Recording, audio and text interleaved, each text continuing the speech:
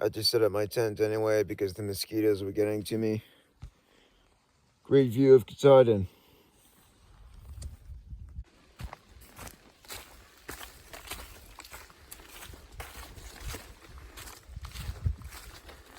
It's kind of funny how a trail much less well maintained and developed than the AT can be much easier than the AT, even though it goes straight up all these hills.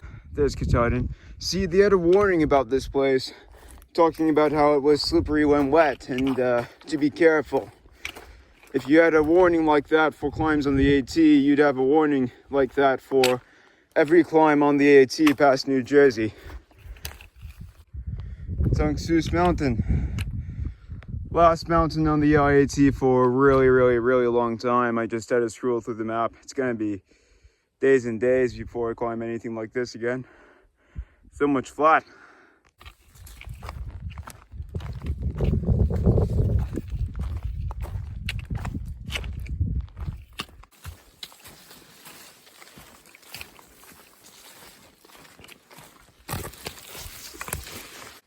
Another shelter.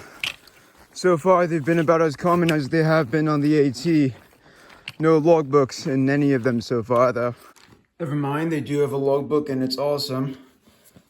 Looks like I'm pretty alone out here. The last few entries have been pretty sparse, pretty far between.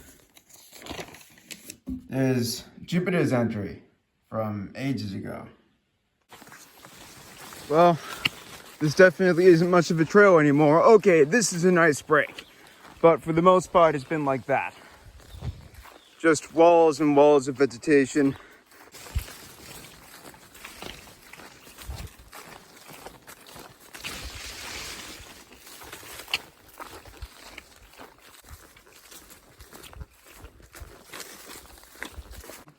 The roads are still kind of overgrown, but they don't feel nearly as bad to walk anymore, so that's nice.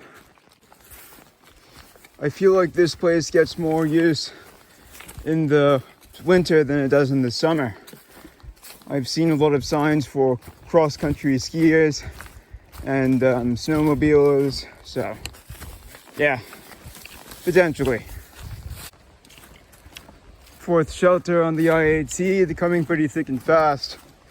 I saw on the map that there aren't really that many past this one though. The trail, if you can call it that, has slowly been getting better and better. First time I'm walking on a road that actually looks and feels like a road. I mean, it's still pretty nice. Still pretty good for walking. I mean, much better than that overgrown stuff. I'm pretty close to the end of this Woods and Waters National Monument, by the way. And honestly, good riddance. I'm kind of sick of this overgrowth.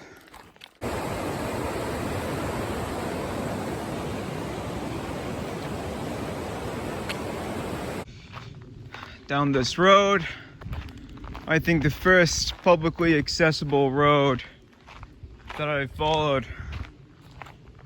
since getting on the IAT. And that should lead me for an hour and a half to my resupply. You could argue that I either managed food really improperly or just perfectly for this section. I got what I thought at the time was 7 days of resupply in Monson.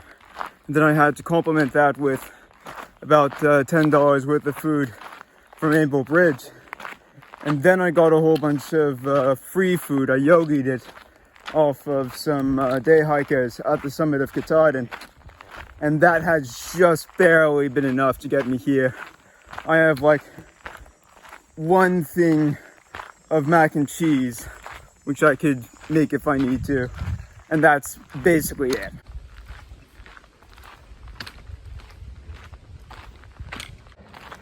That car right there contained the first people I saw on the entire International Appalachian Trail. God damn, finally. The first half was really nice up those mountains and hills. The second half was either a road walk or extremely overgrown or both, so I'm pretty happy to leave.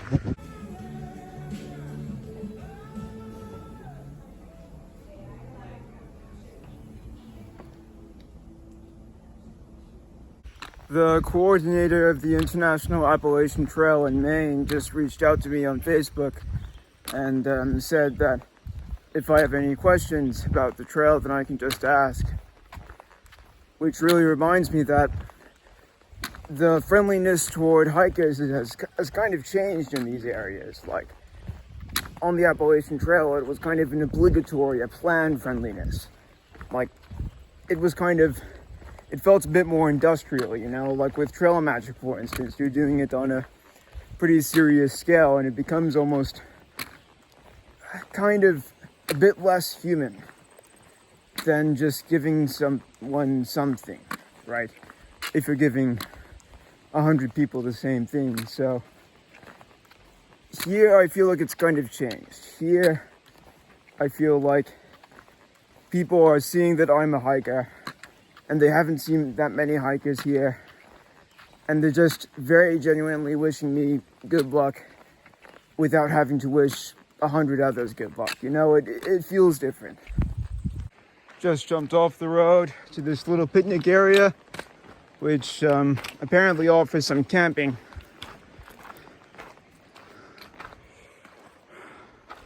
So I'm just gonna set up and stay here for the night.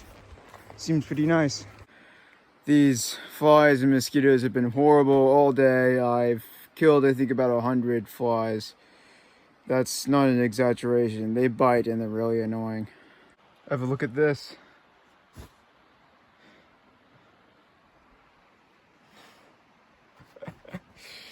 Luxury.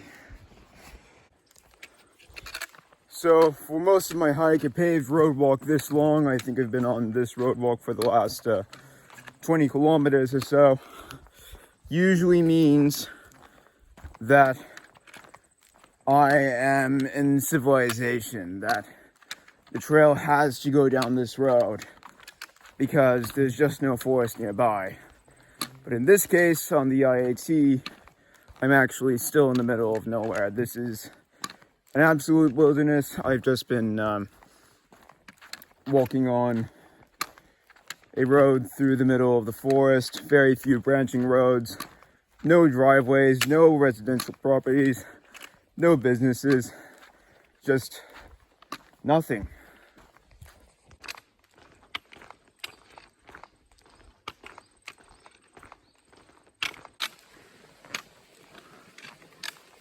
I was completely surprised by this.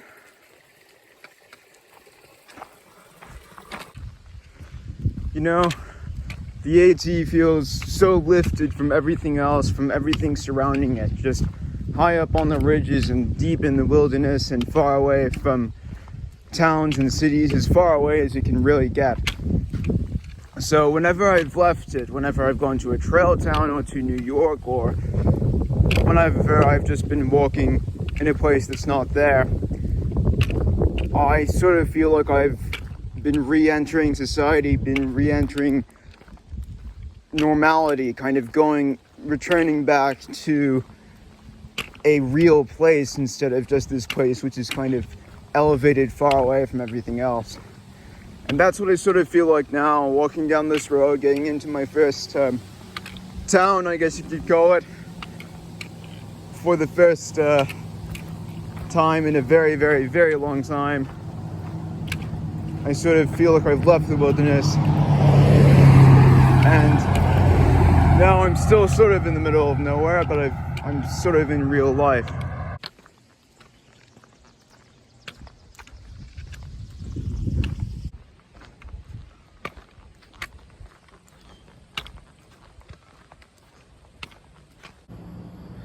This is what I got, Wilderness Variety Store. Just spent 2 hours at that place. Really gotta get moving now because the next shelter is like 30 kilometers away and it's 1:30, so I'm probably gonna be night hiking. I mean, on this road it's probably fine. So I don't really have a completely solid answer for why these tracks exist. I know I've been following them for the last few hours. Probably will follow them for the rest of the day, more or less. And I know that ATV has used them, so these are definitely ATV recreational tracks. Maybe for snowmobiles as well, not sure. Other than that, maybe logging roads too. But I haven't really seen too many signs of logging. This is definitely not old growth forest though. So yeah, it's interesting. I like this though. So it looks like you have all these private properties with these ATV trails running through. And that's just what I'm walking on now. In the middle of the ATV tracks, I came across a trailhead for a mountain. So there it is, that's it signposted, and I just begged for some food from some day hikers and I got some. So yeah, that's also the very first other hikers of any description I've seen on this trail.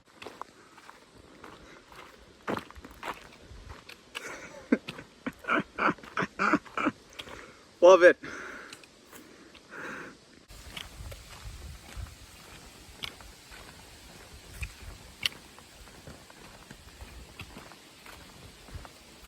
So you do have some signs of logging out here.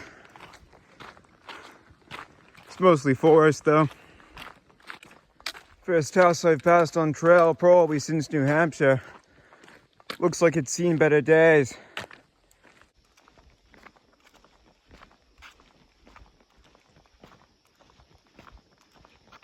I was just walking up this hill. There is some farmland around here, but I really wasn't expecting this view. That thing right there is Katahdin. I can still see it so easily. I really thought it would be a bit further away by now. That's a really solid view. I'm heading up this farm road now, which apparently has a campsite at the end of it. And that campsite is the only place I can legally stay in this entire region, in this entire part of the road walk. So I'm pretty grateful for it. Stayed in here last night.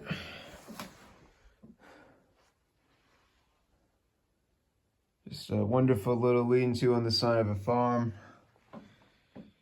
These chairs have definitely seen better days. As for the logbook, I just made the 3rd log entry of the entire year, so it's pretty safe to say that people don't really go here too much. You have this perfect little view of Katahdin walking out. This is the 7th day in a row I've seen it. And there's the shelter just tucked back at the back of a farmer's field. Really nice of them to let the IAT do that.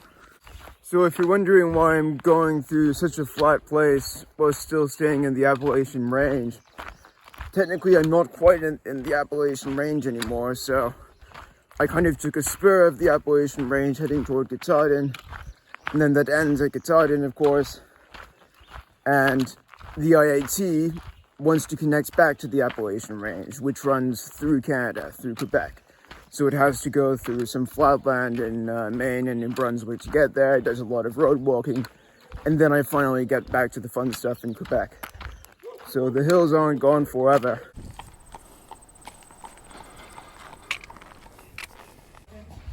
And then we're gonna get some green beans too.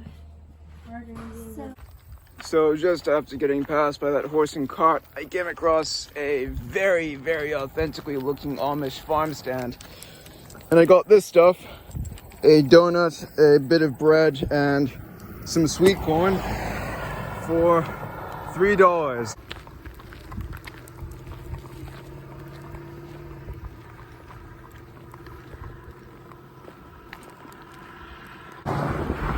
That was the juiciest corn I've ever had in my life. I have all these hairs stuck in my teeth now. I'm still thinking about that Amish farm stand. I should have spent all my cash at that place. I should have bought more. I'm tempted to drive down after finishing my hike and buy half this stock.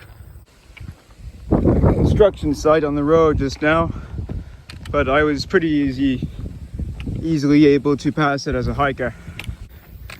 I keep on learning about these camping options, which aren't actually in the official app. So I guess there's one in some church up there. And I'm also going to a shelter which isn't shown in the official app either. First Walmart on trail for ages, probably since Pennsylvania, I think. I also got some trail magic from this lady named Karen who lives near here, which was really nice. Had a good long sit at Hannaford's waiting for my stuff to charge up, and now it's back on the trail. Finally not road walking anymore. Not really. I was expecting more people to come and talk to me and ask me what I was doing, like they did in Alabama. But here people generally seem a bit more reserved and kind of keep to themselves. Just saw a huge raccoon going across the path. I think it's kind of running around in the forest over there. So that Border Patrol car is in the United States, which means I'm in Canada. Not really too sure that I'm meant to be here.